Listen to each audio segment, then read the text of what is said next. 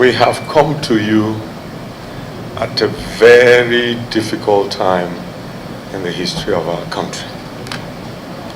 We are visiting the National Assembly because of its unique position in our Constitution. The democratic system we run in our country rests on three arms of government.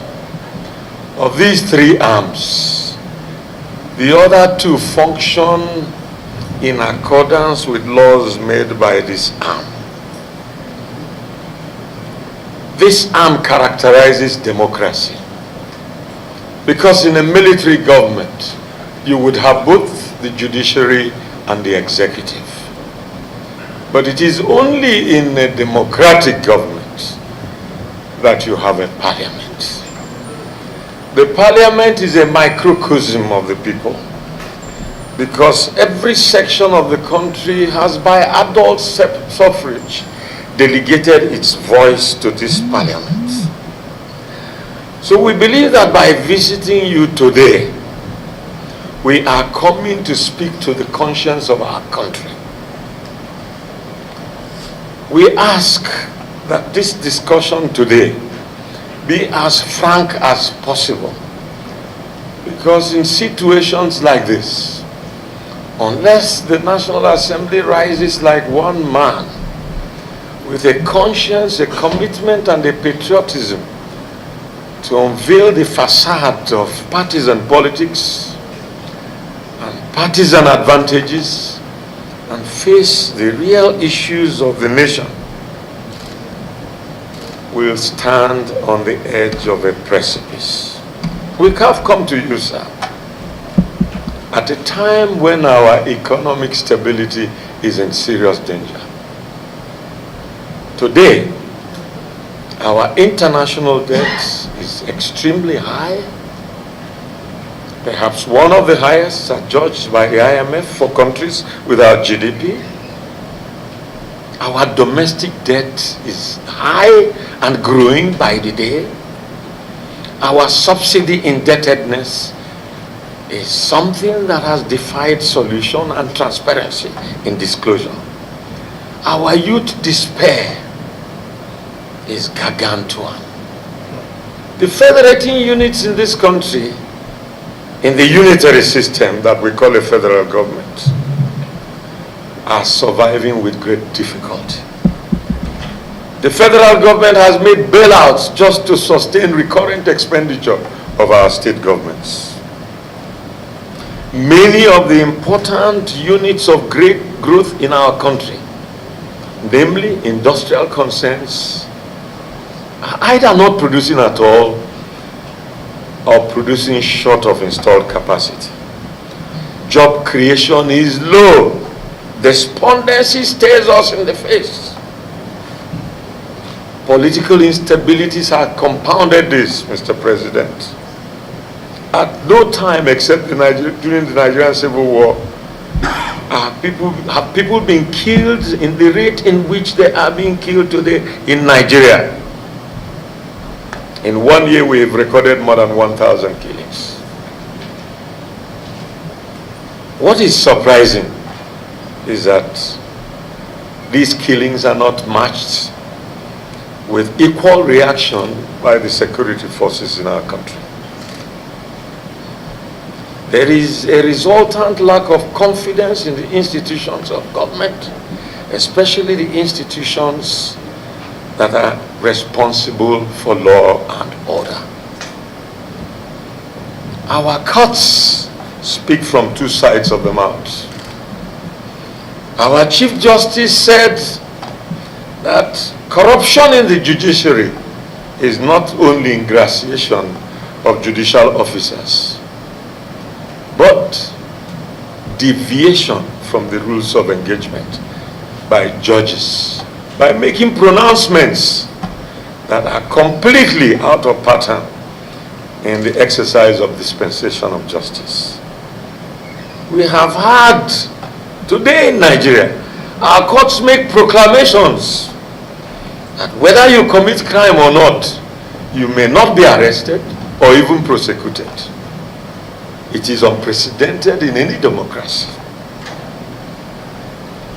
Mr. President, distinguished senators, we have come as elders.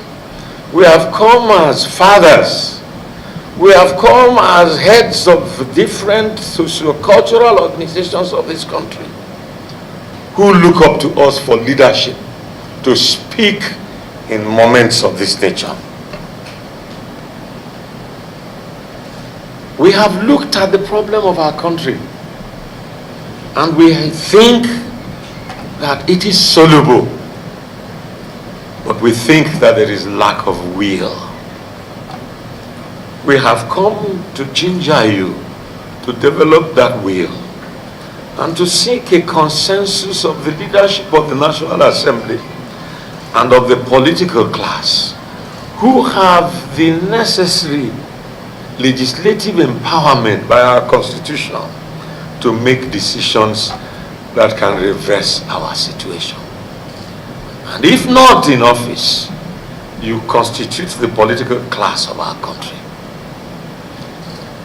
At times like this, partisanship is criminal. Mr. President of Senate, a number of us on the other side of 60 and above grew up in a different Nigeria. I grew up in a Nigeria where in Enugu, where I come from, the mayor of Enugu in my childhood was a man called Alhaji Umaru Altini from Katsina State. He was elected mayor of Enugu by adult suffrage, campaigning on the platform of the NCNC. He defeated an Igbo man to become mayor of Enugu. Mr. Willoughby, a Yoruba man, was accountant general of Eastern Nigeria. Mr. President of Senate, going beyond my childhood, I went to the university for my first degree, University of Ibadan. In the University of Ibadan, I dared to stand for election as president of Students' Union in a Yoruba-dominated university. More than 65% of the student folk were Yoruba. My opponent was Yoruba, Banji Adebolo.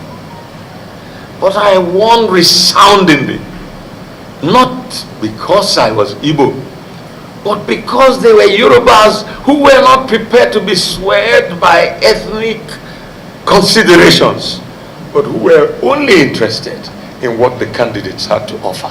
In other words, what were the issues? Mr. President, I served in government. I didn't have the privilege to serve with your father in Senate. But I had the privilege of being confirmed minister in a Senate in which your father was leader and in which he was a member of the Senate subcommittee for screening. In those days, the ministerial nominees were screened in a subcommittee of Senate. They went into rigorous exercise of your past, your capability, your points of view on policy, where you have contradicted yourself on policy and where your behavior does not stand up to ministerial stature. I was grilled by your father and yet recommended by your father. I say all this because I see here some of my friends and colleagues, some who even campaigned for me when I dared to run for president. I see people who have the capacity to say, this will not happen in our time. I see people who will say, this does not admit of anything other than patriotism. So we believe that many of the problems we have in our country emanate from the constitution of our country. We know that the National Assembly has had debate on devolution of powers. And we know, Mr. President, that you did promise the nation that you will have a revisit to this issue. We have come to ask you to bring up the revisit. We consider it urgent and inevitable Because we believe that all the problems we have today in Nigeria emanate from the fact that our constitution is not ripe for a country constituted by people of diverse culture, diverse religion, diverse political persuasions as our country. Many other countries with our characteristics have emerged great and greater. Some have taken the seedlings of their greatness from their country. But we have been kept down by the kind of constitution we run. We have watched the helplessness of the National Assembly, where members of the executive even refuse your invitation to come and make explanations before them, contrary to the provisions of the Constitution. We have found the helplessness of the Senate when you can be invaded in spite of the security adornment in this place, controlled by the executive, and the seat of the Senate president is almost invaded, but for the personal security of the aides of its leadership. This is because our system makes the tail wag the dog rather than the dog wag the tail. This cannot be the fountain of legislative authority for executive implementation, and yet the toy of the system. We have come to tell you that in our view, it is because we have this over-concentration of power in the federal government, contrary to the agreement that our forefathers entered into for a union called Nigeria, that governance has failed in our country, that economic development has failed. Mr. President, I want to give you a few examples. First of all, look at our economic situation. The mainstay of our economy is oil. Without oil, the economy of this country cannot be sustained. Every month we get together and share our sales of oil and distribute it amongst the tiers of government and concentrate it mainly on recurrent expenditure. We grow no wealth. We do so because of the system. In the past, the regions had active competition and it promoted growth. When we went to university, if you wanted to read architecture, you went to Ahmadu Bello University. If you wanted to read medicine, you went to University of Ibadan.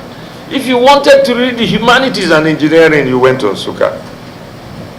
And under the regime of pre and immediate post-independence, in 3 spectacular years, things happened in Nigeria of outstanding proportion. We built the first television station in Black Africa. We built the first iron and steel complex in Black Africa. Import substitution industry was growing in our country in such sequence. Our universities were of such international reputation that it attracted staff from all over the world, as well as student folk. We were the pride of Africa. Suddenly it became retrogression.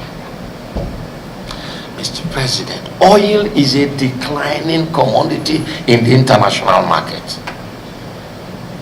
China and the OECD countries have put a time limit between 2020 and 2024 to stop production of any machines dependent on fossil oil. The immediate consequence of this is that there is going to be a fundamental and phenomenal decline in the world demand for oil. 2020 is only 2 years away. What is the sense of urgency around our country about how to cope with this?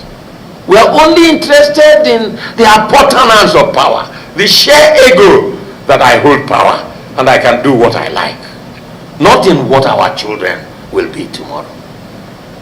There ought to be a time of national emergency now. What must we do to overcome this calamity that is about to come? America has developed shale oil technology, making its continual dependence on our crude oil practically impossible. Other countries are going to do so. Sir, what are the alternatives? Agriculture. Take a country like Netherlands. It's the 14th largest economy in the world. Netherlands exports just vegetable and dairy of $100 billion in a year. In the history of this country, our oil export has never attained such a level. Every day we make lip service to agriculture. But what are the structural instruments of making agriculture real? We used to have groundnut pyramids. We used to have oil exported, palm oil exported in commercial quantity. We used to have cocoa. Some of those we exported cocoa with are now using it for chocolate. They have secondary industries arising from them. Some who exported palm oil have hydrogenation of fats. They have margarine. You go to Malaysia, they use even the shell of palm nut to make gravel for rural roads. They use the stem, the middle of the stem, to make ceiling sheets. And yet they took their seedlings from Nigeria. It is because our structure of government promoted growth. Mr. President, look at our security. When we had the regional police, this didn't exist. Every state had domestic security. Mr. President, we have come to beg you. You know that sometimes history places one in a particular junction to change the order of things. We see you and your colleagues in a particularly unique junction. You can prevent further bloodshed in this country. You can prevent further drift into our ethnic conclavities. I never knew that after I had won election on a Yoruba vote, I would ever be leader of Igbos. But I am leader of Igbos who want Igbos in a Nigeria with meaning and relevance to national unity. Mr. President, we want you to revisit the evolution of power. Because if we have this restructuring and we limit people to minding domestic affairs and we encourage competition between various areas of the country, production will increase, standards will increase, security will increase, mutual respect for each other will increase, friendliness will be encouraged. We want a restructured Nigeria. We want a restructured Nigeria. The alternative, Mr. President, will be worse than the situation we have today. If it is possible for us to have a situation in which people carry AK-47 freely in Nigeria and murder people every day. Yesterday it was 21, day before yesterday it was 17. This is happening as if nobody cares. Some people tell us they came from Libya. When did Gaddafi die? How many years ago? Any security in any country as rich as Nigeria, if this was the problem, would have predicted it, would have organized for it. If the essence of choosing 17 heads of security arms in this country is to ensure that they come from the same area as the president in order to ensure his loyalty, what have they done to guarantee our security? If they must all come from northern Nigeria, please bring those who can do the job. We can no longer tolerate this insecurity. We can no longer feel that some people are strangers in their own country. The escalation of this feeling has only one destination. It will lead inevitably into a breakdown of law and order. Already, we are all relying on self-defense. In the south is where I come from. We have local vigilante groups, and it is monstrously frightening how the Inspector General of Police can tell us that something that has worked should be broken in my place. Before we began local vigilante groups, kidnapping was the highest in the southeast. People could not even have ordinary traditional engagements in their homes. But today, the Southeast is probably the most peaceful place in Nigeria. And we are told that all the guns licensed by the police, which we have not used for armed robbery or for civil insurrection, should be returned to them. Where is this kind of rhetoric? How is this justice viable? So, Mr. President, the kernel of our point is, some of my northern friends told me that the reason why the South wants restructuring is that we do not want them to participate in the oil. Well, I have already told you that the oil is gone. And when the oil goes, the greatest source of national revenue will come from agriculture. The North has a monopoly of animal husbandry wealth. The North has a monopoly of vegetables. The North has a monopoly of dairy. The challenge is that national attention has not been given to the development of it for export potential. The North could virtually finance the whole federation if we give priority to that. So we've not come to make an ethnic representation. We've come to make a patriotic representation. If this does not happen, we have no alternative but to sing the non-Dimitus of our country. And God forbid that this should happen. Mr. President, this is a last and desperate attempt to unmask our problems and to speak to power. What else is power except you here? The reason you are not feared is the lack of unity. But you are not looking for 100%. Leon Trotsky and 3 people formed the Red Army that metamorphosed into the Bolshevik Revolution. If Saramadu Bello of blessed memory, Dr. Azikiwe of blessed memory, and Chief Awolowo could not agree, there would not have been anything called independence. They refused to be divided by their tribal privileges. There comes a time when unity is inevitable. We call on you, members of the National Assembly, rise up and save our country.